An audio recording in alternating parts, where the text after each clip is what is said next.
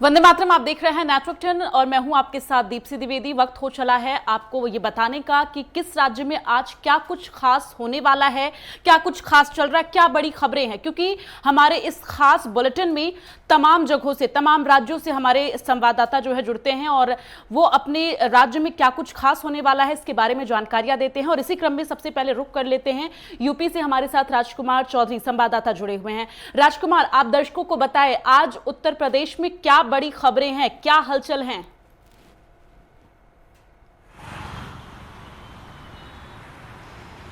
Basically Uttar Pradesh के बहुत महत्वपूर्ण जनपद गौतम बुद्ध नगर में जो एयरपोर्ट बनना है, ये दुनिया का 5वां बड़ा एयरपोर्ट होगा। हिंदुस्तान का सबसे बड़ा एयरपोर्ट जो बनना है उसके लिए प्रधानमंत्री के कार्यक्रम की तैयारी चल रही है। प्रधानमंत्री नरेंद्र मोदी 15 अगस्त के बाद कभी भी इसका शिलान्यास कर सकते हैं।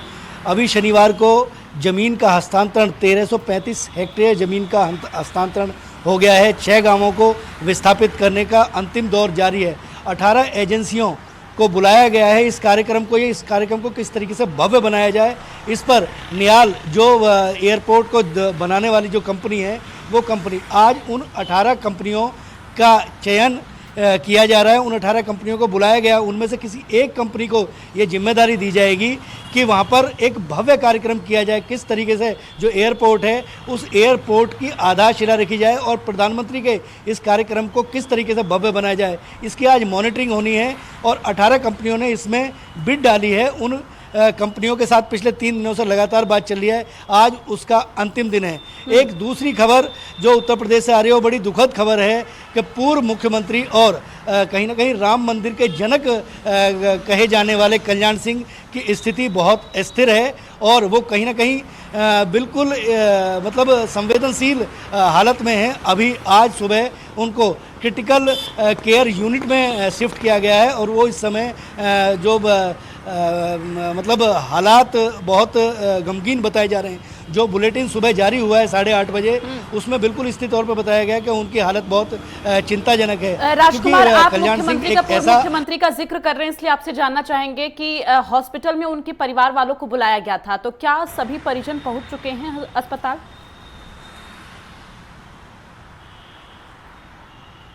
बिल्कुल, उनके बेटे जो राजू हैं, जो सांसद हैं एटा से, वो लगातार वहाँ पे बने हुए हैं। उनके जो पौत्र हैं वो उत्तर प्रदेश सरकार में मंत्री हैं, वो भी वहाँ पर हैं। उत्तर प्रदेश सरकार के और कई मंत्री भी वहाँ पहुँच रहे हैं और मुख्यमंत्री आदित्यनाथ लगातार जो वहाँ के डॉक्टर हैं उन डॉक्टरों के टच में हैं।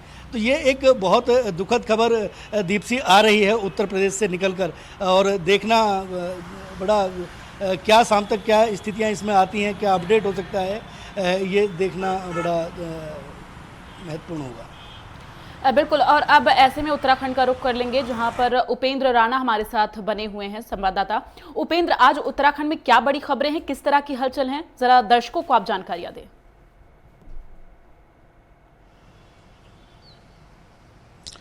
देखिए दीप्ति, सबसे पहले बड़ी खबर तो यह है कि जिस प्रकार से उत्तराखंड में लगातार जो बारिश का सिलसिला जो है वो जारी है, ऐसे में जो है मुख्यमंत्री पुष्कर सिंह धामी जो है पूरी तरीके से तैयार दिखाई दे रहे हैं। उन्होंने अधिकारियों को दिशा निर्देश दिए हैं कि किस तरीके से जो है आपदा के दौरान जो है काम करना है। उनका कहना है कि जीरो पेंटेसी के तहत जो है काम करना है और साथ ही ये भी दिशा निर्देश जो दिए गए हैं कि जहां पर भी आपदा आए हैं उनकी जो है तुरंत मॉनिटरिंग जो है वो किया जाए, क्योंकि इससे पहले भी जहां पर आपदा आई है वहां पर क्या क्या कार्य अभी तक किए गए हैं उन कार्यों को जो है उनकी मॉनिटरिंग की जाए। साथ ही जिस प्रकार से देखा गया है कि जो रेणी गांव में जिस प्रकार से आपदा आई थी उनको जो है जिस प्रकार से विस्थापन की जो स्थिति बनी हुई है, जो गांव को विस्थापन होना है उनका विस्थापन जो है वो तुरंत किया जाए। और साथ ही उन्होंने अधिकारियों को यह दिशा निर्देश दिए हैं कि आम जनता को यह लगना चाहिए कि जो अधिकारी यहाँ पर जो काम कर रहे हैं कि जनता जो कि सरकार जो है जनता के हित में जो है वो लगातार काम कर रही है। साथ ही ये भी कहा गया है कि किस तरीके से जो है जनता ने सरकार काम कर रही है, जनता जो है साथ ही किससे जो है इससे काम होगा, ये तमाम चीजें जो है वो देखी जा रही है। और पुष्कर धामी कहीं ना कहीं एक्शन मोड में जो है वो दिखाई दे रही है। जो ब्यूरोक्रेसी बेलगाम हो चुकी है उन ब्यूरोक्रेसी को जो है बेरकम हो चुके हैं, उन ब्यूरोक्रेसी को साथ में करने की कोशिश की जा रही है। साथ ही कई बार जो है जो आईएएस अधिकारियों के जो है वो तबादले लगातार किए जा रहे हैं और यही जो है वो देखा जा रहा है कि जो आईएएस अधिकारी, कई आईएएस अधिकारियों के जो है तबादले किए गए हैं और अभी कुछ आईएएस अधिकारियों के जो है वो तबादले हो सकते हैं। साथ ही दूसरी बड़ी खबर दीप्सी उत्तराखंड में यह है कि अभी जो है मौसम विभाग ने आने वाले कुछ दिनों तक जो है मौसम जो है वो शुष्क बना हुआ रहेगा और कुछ दिनों तक जो है बारिश का सिलसिला जो है वो जारी रहेगा। हालांकि हल्की से मध्यम बारिश जो है कई जिलों में जो है देखने को मिलेगी, चाहे उत्तरकाशी की बात की जाए, रुद्रप्रयाग चमोली की बात की जाए या कुमाऊं के पिथौरागढ़ नैनीताल की बात की जाए, तो यहाँ पर जो है हल्की से मध्यम बारिश जो है वो देखने को मिल सकती है। उपेंद्र, आज हरिद्वार में कांग्रेस के लिए एक बहुत दुखद खबर है। अमरीश कुमार का निधन हुआ है। कांग्रेस के पूर्व विधायक और नेता हैं, तो ऐसे में क्या जानकारियां मिल पा रही उनके अंतिम संस्कार को लेकर?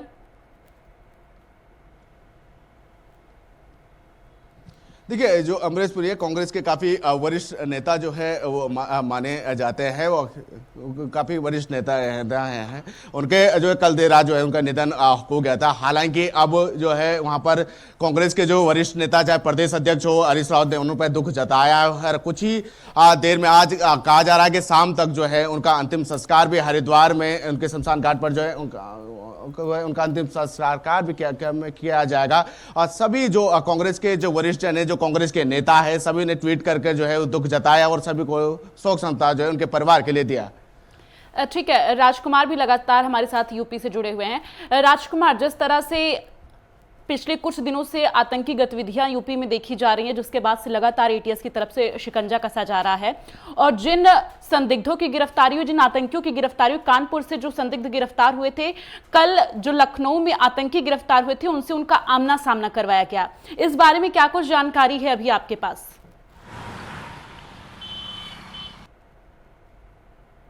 जिप्सी, ये जो मसला है, ये मसला धर्मांतरण से शुरू हुआ और वहाँ से जो लीड एटीएस को मिलनी शुरू हुई और एटीएस की जांच का दायरा पूरे उत्तर प्रदेश ही नहीं बल्कि पूरे देश, कश्मीर से लेकर कन्याकुमारी तक तकरीबन 1 दर्जन से अधिक प्रदेश ऐसे हैं कि जहाँ पे अभी भी एटीएस के जो नेटवर्क है वो पूरा इस पे काम चल रहा है। जो इन आतंकवादियों से जो जानकारियाँ मिली हैं, क्योंकि विदेशी फंडिंग जो होती थी और 15 अगस्त, क्योंकि आज बकरीद का दिन है, तो आज भी कहीं ना कहीं बिल्कुल हाई अलर्ट घोषित है। कई बार घोषित नहीं की जाती हैं चीज़ें, लेकिन पश्चिमी उत्तर प्रदेश के कई ज़िले ऐसे हैं जो इस समय एटीएस की टीम लगातार जो मॉड्यूल मिले हैं, जो जानकारियाँ मिली हैं, उन जानकारी को खंगालने का प्रयास करें किस तरीके से उत्तर प्रदेश में शांति बनी रहे। क्योंकि आने वाले समय में 15 अगस्त का जो समय है, जो हमारा स्वतंत्रता दिवस जो मनाया जाता है, उसको बहुत, क्योंकि कोविड का दौर है, इस बार बहुत बेहतर तरीके से मनाने की दिशा में प्रयास चल रहे हैं। क्योंकि संसद का इस समय मानसून सत्र चल रहा है, इस समय कोई भी, बिल्कुल ठीक है राजकुमार, आप हमारे साथ बने रहिए। श्रीनगर का रुख कर लेंगे, वहां से आरिफ रशीद हमारे साथ जुड़े हुए हैं, संवाददाता। आरिफ, आज क्या कुछ बड़ी खबर है जम्मू कश्मीर की और क्या कुछ जानकारियां आपके पास है, किस तरह की हलचल है? हाँ जी बिल्कुल दीप्ति, आपको बता दूं कि पूरे मुल्क के साथ साथ पूरे देश के साथ साथ जम्मू कश्मीर में भी आज जो ईद उल अजहा की तकारीबें मनाई जा रही है और बड़े जोर खरोश से ईद मनाई जा रही है। लेकिन कल जो अरफे का दिन गुजरा, यहाँ पे अरफे की तैयारियां पूरी जोरों शोरों से हर कोई उसमें लगा रहा था। लेकिन कल शाम दक्षिणी कश्मीर के वेरीनाग इलाके से ये दुखद खबर सामने आई कि कल रात देर 9 बजे के बाद जो है मिलिटेंटों की जानिब से वहाँ पे एक रिहायशी सजाद अहमद के घर पे अटैक किया गया, जो कि पुलिस कर्मी भी है, जो पुलिस डिपार्टमेंट में काम कर रहे हैं, और वहाँ पे मौके पर उनकी अहलिया और उनकी बेटी को है जो जख्मी कर दिया। और जख्मी करने के बाद उनको इलाज मुआवजा के लिए जेल से अनंतनाग पहुंचाया गया, जहाँ वो अभी ज़ेर निगरानी है और उनका इलाज मुआवजा वहाँ पे चल रहा है। हालांकि अगर सजाद अहमद की अहलिया की बात करेंगे, जो 2 गोलियां लगी हैं उनको, तो उसके बाद जो उनकी बेटी मदीहा है 16 साल की उम्र की कम से लड़की, उसको भी 1 गोली लगी है। तो मिलिटेंटों के अटैक में वो दोनों जख्मी हो गए, जो कि अगर समाजी सियासी हर कोई तंजीम की बात करेंगे कश्मीर में, तो उन्होंने इसकी मजम्मत की है, क्योंकि ऐसे अटैक जो है मासूम लोगों को निशाना बनाया जाता है। जिसके बाद पुलिस ने कार्रवाई करते हुए वहां पे पड़ना भी किया था, तो मिलिटेंटों की तलाश भी शुरू कर दी थी। लेकिन साथ ही साथ ये भी ट्वीट करके इंफॉर्मेशन दी कि मिलिटेंटों की जो है पहचान भी कर ली गई है, जिसमें नथीपुरा डोरो का एक जैश मोहम्मद से वाबस्ता एक एहलकार जो है अटैक में शामिल है, जिसने वहां पे अटैक अंजाम दिया है और उसकी तलाश भी अभी जारी है। उनको दबोचने के लिए फोर्सेस भी कड़े इकदाम उठा रहे और काकाकोंड बेरीनाग इलाका जो है पूरी तरह से फौज की निगरानी में है अभी और अटैक कर उसको ढूंढने की कोशिश की जा रही है। जी ठीक है आरिफ, आप हमारे साथ बने रहिए। रांची का रुख कर लेंगे, वहां पर सूरज हमारे साथ जुड़े हुए हैं वहां से। सूरज, आज रांची में क्या कुछ बड़ी खबरें राज्य की हैं और इसके साथ ही किन किन बड़ी खबरों पर क्या क्या हलचल है, दर्शकों को बताएं। देखिए, जाहिर तौर पर झारखंड में ऐसी कई बड़ी खबरें छनकर सामने आई, लेकिन सबसे महत्वपूर्ण खबर यह है कि झारखंड कांग्रेस की राजनीति इस वक्त दिल्ली में शिफ्ट हो चुकी है। झारखंड विकास मोर्चा के 2 विधायक जो कांग्रेस में मर्ज हुए थे, लेकिन उनकी सदस्यता अभी तक कांग्रेस पार्टी ने नहीं दी है। यानी जो भी कार्यक्रम होती है झारखंड कांग्रेस की तरफ से, तो उन्हें शामिल नहीं किया जाता।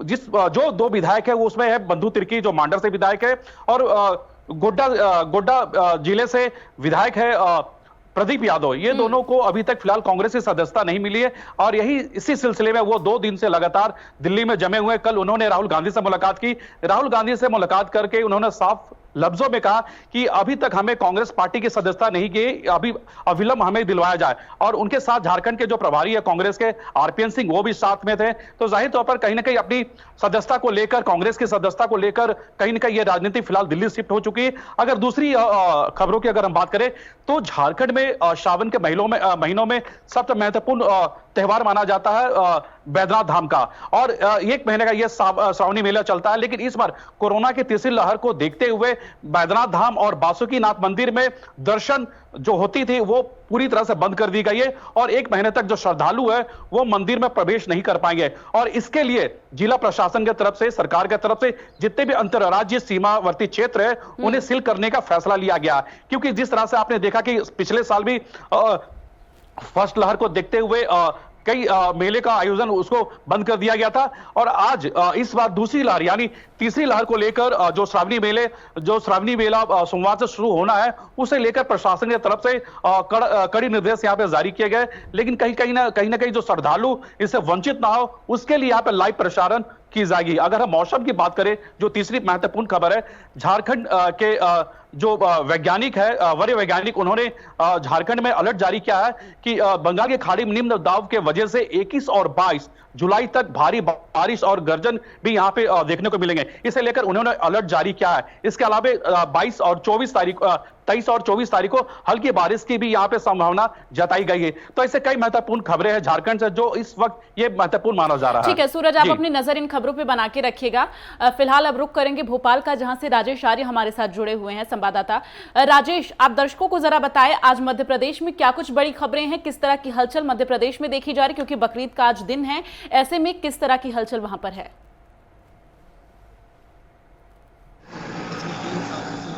ईद की नमाज है, ईदगाह के अंदर होती थी, वो ईदगाह की बंदी दी गई और वहाँ किसी को परमिशन दी गई है। बाकी जो शहर एरियो से लगी हुई है, मोहल्लों से लगी हुई जो मस्जिदें हैं उसी में नमाज पढ़ने की परमिशन दी गई है और उसकी भी क्षमता जो है कि 50% रखी गई है।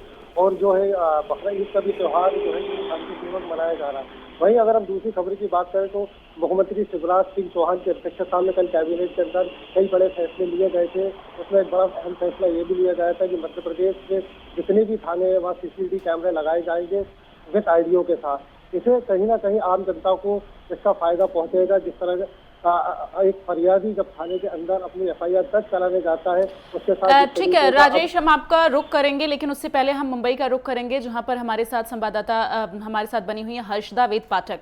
हर्षदा, आप दर्शकों को बताएं आज क्या कुछ बड़ी खबर है और दिन भर किस तरह की हलचल रहने वाली है? आज हमारे यहाँ मुंबई में 3 खबरें, इसमें से पहली तो ये है कि आरक्षण के मुद्दे पर दिल्ली में महाराष्ट्र के सभी मंत्री संजय राउत के घर पे जमा हुए। वहां पर पंतप्रधान मोदी और उनकी जो कार्यप्रणाली उसको भेजने की कोशिश की जाएगी। दूसरी खबर ये है कि मुंबई में बारिश का आज जो रुख है बहुत ही तेज और डरावना है। अभी बाढ़ आई है, समुद्र उफान पे है और ट्रेनें जो है 10-15 मिनट लेट चल रही है, लेकिन पानी के बहाव के कारण, तेज बारिश के कारण सभी जगह पानी जमा भरना शुरू हो गया है, जिसमें कि पार्ला, सांता क्रूज, कुर्ला, वसई, पालघर इन जगहों के नाम लिए जा सकते हैं। वहीं पर आज मौसम विभाग ने 5 जिलों को रेड अलर्ट जारी किया है, जहां पर सातारा, पुणे, रायगढ़, ठीक है, आप लोग हमारे साथ बने रहिए, आपका रुख करेंगे, लेकिन उससे पहले आपको लिए चलते हैं सीधे लखनऊ, जहां पर सीएम योगी आदित्यनाथ क्या कुछ कह रहे हैं, आपको सुनवाते हैं। मंत्री डॉक्टर महेंद्र सिंह जी, अल्पसंख्यक कल्याण विभाग के मंत्री श्री मोहसिन रजा जी, लखनऊ की महापौर, हमारे लखनऊ के सभी माननीय विधायक और अन्य जनप्रतिनिधिगण, आज के इस कार्यक्रम में उपस्थित सभी महानुभाव, लखनऊ नगर निगम बोर्ड से जुड़े हुए सभी पार्षदगण और उपस्थित मित्रों, सरदेव लाल जी टंडन जी को उनकी प्रथम पुण्यतिथि पर प्रदेश शासन की ओर से, प्रदेश की जनता की ओर से विनम्र श्रद्धांजलि अर्पित करते हुए नगर निगम बोर्ड द्वारा आज प्रथम पुण्यतिथि पर टंडन जी की इस भव्य प्रतिमा का अनावरण यहां पर संपन्न हुआ है। मैं इसके लिए नगर निगम बोर्ड को और खासतौर पर महापौर को हृदय से बधाई देता हूं और नगर निगम बोर्ड की विकास की इस यात्रा को आगे बढ़ाने के लिए अपनी शुभकामनाएं भी देता हूं।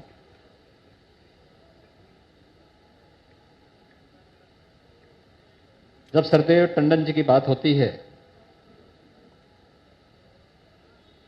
तो उन्होंने पार्टी के एक पार्षद से लेकर के प्रदेश में नगर विकास मंत्री के रूप में दोनों सदनों में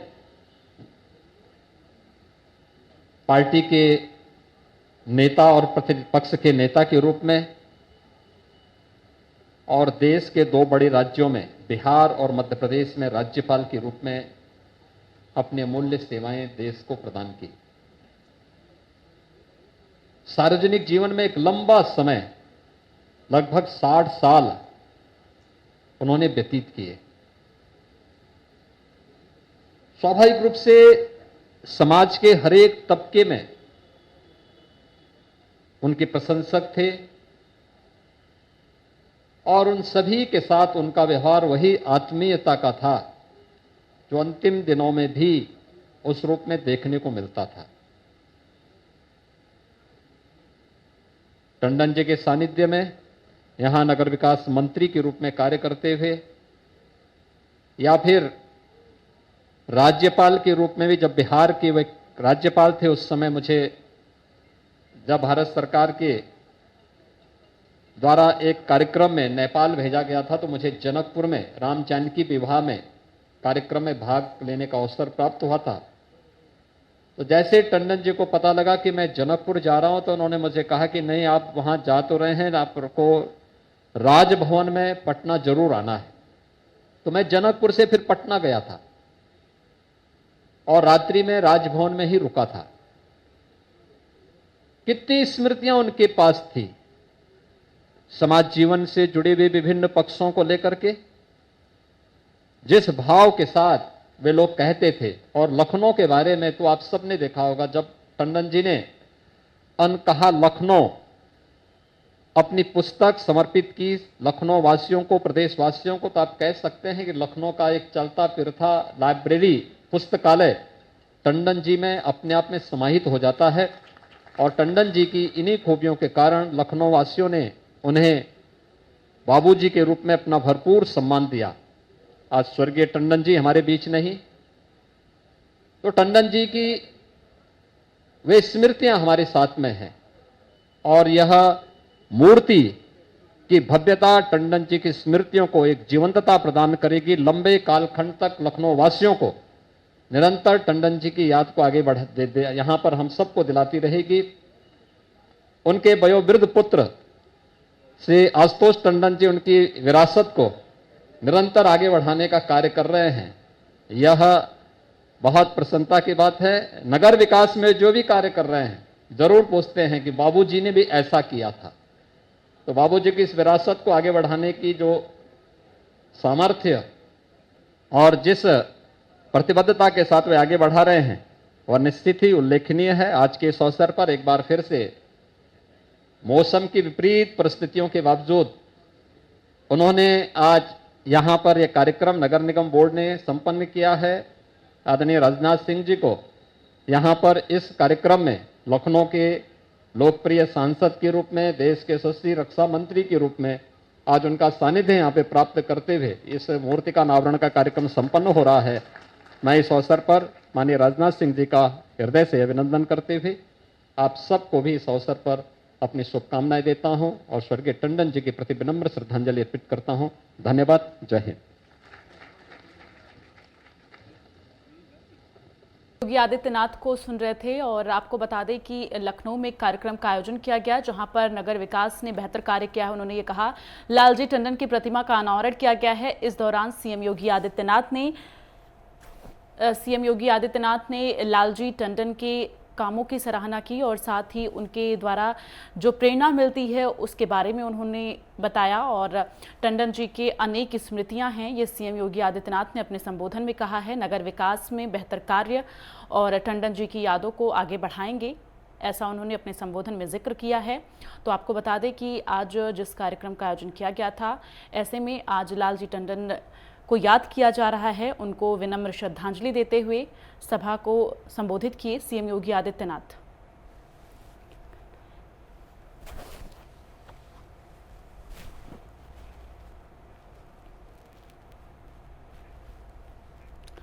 तो लगातार हमारे तमाम रिपोर्टर तमाम राज्यों से जुड़े हुए हैं और ऐसे में अब सीधे रुख करेंगे राजकुमार चौधरी का, जो कि हमारे साथ यूपी से लगातार बने हुए हैं।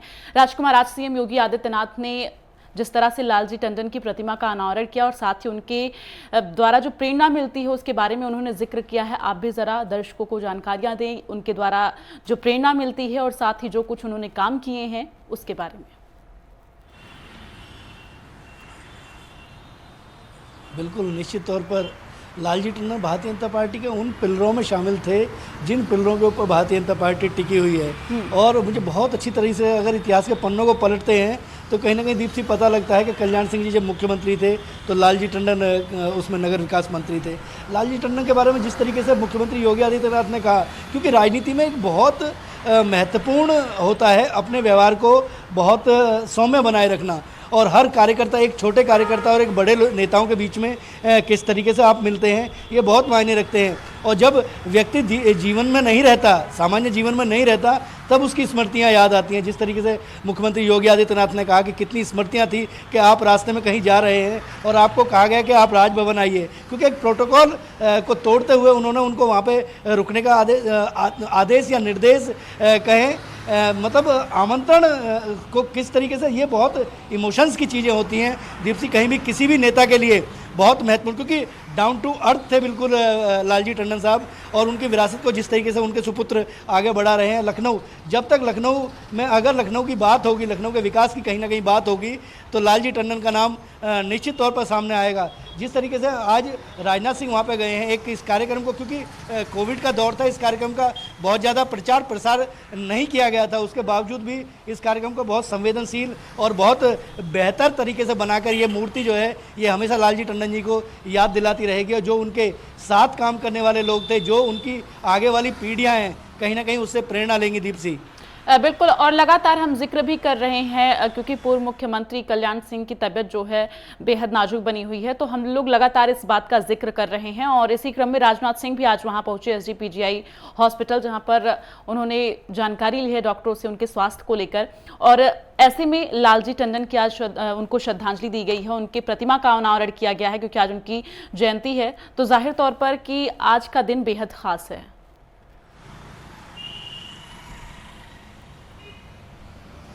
बिल्कुल दीप्ति, इसमें कोई दो राय नहीं है, क्योंकि लखनऊ उत्तर प्रदेश की राजधानी है और राजनाथ सिंह जी गए हैं। राजनाथ सिंह, क्योंकि ये सब ऐसे नेता रहे हैं जिन्होंने कल्याण सिंह जी से, क्योंकि अगर कल्याण सिंह जी का कहीं अगर जिक्र होगा कभी तो निश्चित तौर पर होता है, आज भी अगर होता है, जब कभी राम मंदिर की चीज़ें आती हैं तो उनकी वो पुरानी स्मृतियाँ जब सामने आती हैं कि किसी भी तरीके से कार सेवकों पर गोली नहीं चलाने दी जाएगी, और कहीं ना कहीं याद किया जाता है उन चीज़ों को कि एक बेहतर नेता, बेहतर राजनीतिज्ञ होने के नाते, क्योंकि अगर कार सेवकों पर उस समय गोली चलाने के निर्देश मुख्यमंत्री ने दिए होते तो निश्चित तौर पर बहुत जनमानस का नुकसान होता, लेकिन बहुत बेहतर, क्योंकि पॉलिटिक्स में बहुत मायने रखते हैं कि आपको किस समय पे राजनीतिक और ड्राइविंग कहीं ना कहीं एक तरह की व्यवस्था होती है और उसमें सही समय पे सही कट लगाना। क्योंकि आज राजनाथ सिंह जी का कार्यक्रम भी अभी तक, हालांकि ये पहुंचाने की नहीं है, ये बिल्कुल इसकी व्यवस्था नहीं बनी है, लेकिन वो कहीं ना कहीं उसका हालचाल जानने के लिए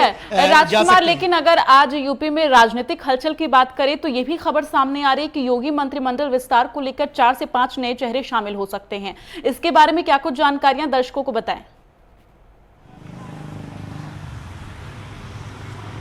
बिल्कुल, उत्तर प्रदेश की राजनीति, क्योंकि 4 साल का समय हो गया है, अब मंत्रिमंडल का विस्तार भी होना है। मंत्रिमंडल के विस्तार को लेकर कई बहुत महत्वपूर्ण नामों के, हालांकि नामों की अभी तक चर्चा है। केवल दिल्ली से जो पर्यवेक्षक हैं, पिछले पर्यवेक्षक 1 सप्ताह से तमाम तरह के नेताओं, तमाम नेताओं से, अलग अलग गुट के नेताओं से मिल रहे हैं और आने वाले दिनों में किनको नया मंत्रिमंडल दिया जा सकता है मंत्रिमंडल में, क्योंकि इस मंत्रिमंडल में अभी 4 से 5 मंत्रियों को और शामिल किया जाना है। जिस तरीके से खेल मंत्री चेतन चौहान एक्सपायर हुए, उनके बाद एक सीट खाली हुई, तो ऐसे 4 मंत्री कोरोना के दौरान एक्सपायर हुए हैं, तो अभी 7 मंत्री बनाने की व्यवस्था कहीं ना कहीं मंत्रिमंडल चलिए में। ठीक है राजकुमार, अपनी नजर बना के रखिएगा। आप सभी का बहुत बहुत धन्यवाद। तो आरिफ रशीद, राजकुमार, उपेंद्र राणा, हर्षदा वेद पाठक और अजय चौहान, सूरज, ये तमाम हमारे साथ संवाददाता जुड़े हुए थे तमाम राज्यों से। आप सभी लोगों का बहुत बहुत धन्यवाद। सभी खबरों पर अपनी नजर बना के रखिएगा, तमाम अपडेट आपसे लेते रहेंगे। और चलिए इसी के साथ इस खास बुलेटिन में फिलहाल के लिए बस इतना ही। आप देखते रहिए नेटवर्क 10।